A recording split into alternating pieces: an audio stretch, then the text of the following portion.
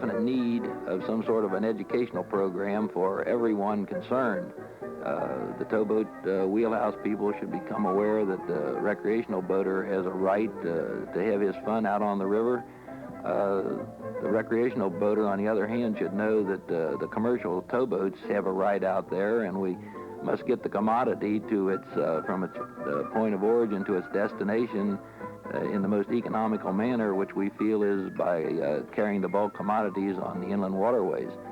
The recreational boater should sort of assume the attitude or the idea that that is like an arterial highway or an expressway out there. Vince Wynn wears two hats. At work, he's the director of safety for MG Transport in Cincinnati. At play, he's an avid recreational boater. His concern about accidents never ends. In 1974, Mr. Sheehy talked with me, and he said his insurance premium for the year before was $600,000. And because of a series of accidents, the premium went to $1,200,000, and he said this was going to break the company. We set up a safety program, and we are continuing in our efforts to reduce as many accidents as we can. And Vince doesn't lose this perspective when he boards his own boat. I give the towboats a wide berth. I don't generally get out in the way or in the sailing line when I know they're coming through there, because I realize the extreme problem they have of slowing a towboat down with 23,000 ton of coal, 1,650-ton towboat, and the 15 barges that he has in tow. There's a tremendous amount of weight and bulk coming on top of you, and it sometimes would take him a mile or two to stop the boat if there's any current at all. Unfortunately, not all pleasure boaters share Wynn's concern. We were behind one in a little Evinrude and that, and we were having a hell of a time in that, and all of a sudden we hit one at a 45-degree angle, and when you hit it at that angle, you know, it slices through instead of going over like a boat should, okay? That's an unsinkable boat and everything, but it still filled with water, knocked me off. I was sitting on the front railing, and I ripped the railing all the way off. Next thing I know, I was about 50 yards back. You know, I was under for about a minute and a half. Other boaters haven't been so lucky. Happened up to Brilliant, Ohio. Boy and a girl in a motorboat went right under. The boy that got him out, he didn't drown, but the girl killed her. She went through the wheels, cut her legs off. It was an awful mess. Jack Woodall, a pilot on the William H. Zimmer, believes the small boater just doesn't understand the towboat operator's problems. Oh, man. They don't have a bit more idea what you're doing here than anything else. They don't know where you got to get. I've got to stay where the water's the deepest, in the channel. They can get anywhere, but still yet they want to run circles around you. They could be clear over there against shore, wouldn't be no problem with me at all. But they want to get right in front of you. Run around you and holler, wave, fall off. It's just an awful problem. You say, oh, I'm coming down about 10 miles an hour or 15 miles an hour. Well, that's slow to them. But you get 23, 24,000 tons moving 15 miles an hour, that's fast. But to them, it's slow. It's like you driving your car 10 or 15 miles an hour, you're going slow. Well, that's what they think. But shoot, you can stop anytime they think. But you just don't do that.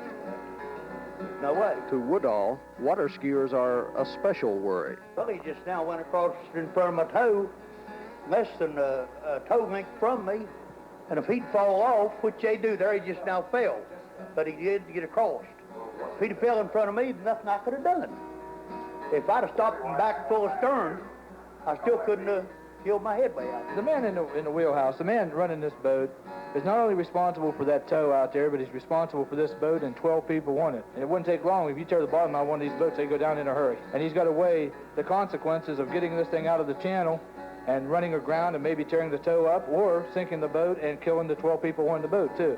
Not only the boat out in front of him that causing him the problems, but the boat he's on and all the people on here that are looking to him to run the boat and keep them safe. I'm not going to jeopardize my job, my tow, on account of them dummies, I'll tell you that. I'd give her my best shot, and that's all I can do. The cargo from a tow on the rivers often finds itself in the hold of a ship bound for a foreign port. And this is a very, very big economic asset. I think those ships at Annapolis pointed out it's an inconvenience to the people who want to sail right off Annapolis. It really clutters up the anchorage space there. But this is a tremendously important asset to our balance of payment.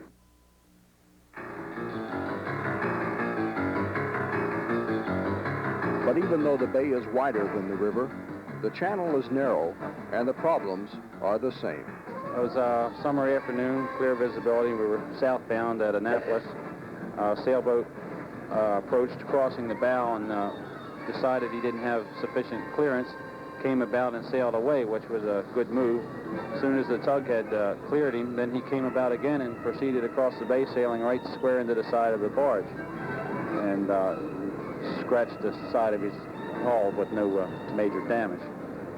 And he proceeded to chase me and curse at me for running into him. Incidents like this are an aggravation to towboat crews plying America's bays. But to the foreign ship captain, they mean time lost. And time lost means money lost. In open sea, we can run an average speed of 22, say approximately 22 knots. But here, we can't run. It has to be less than 16 knots. That's maneuvering speed. And just like their counterparts on the rivers, recreational boaters in the harbors and bays underestimate the time and distance it takes a captain to stop his ship. Oh, it'd take a long distance because he really has very little control over that. There's such a tremendous weight. I wouldn't have any idea, but I know good and well it'd take a quarter of a mile. Oh, well, that takes... Before I get from 16 knots to stop, it will take me 15 or 20 minutes. Well, they can put a ship on emergency stop, but a lot of times they can't stop very long, so they don't like to maneuver at all. It's a very expensive proposition, and you would probably go for some ships 3 miles before you could come to a complete stop. And you'd be well off course, and when you're reversing your engine, you have no way of steering.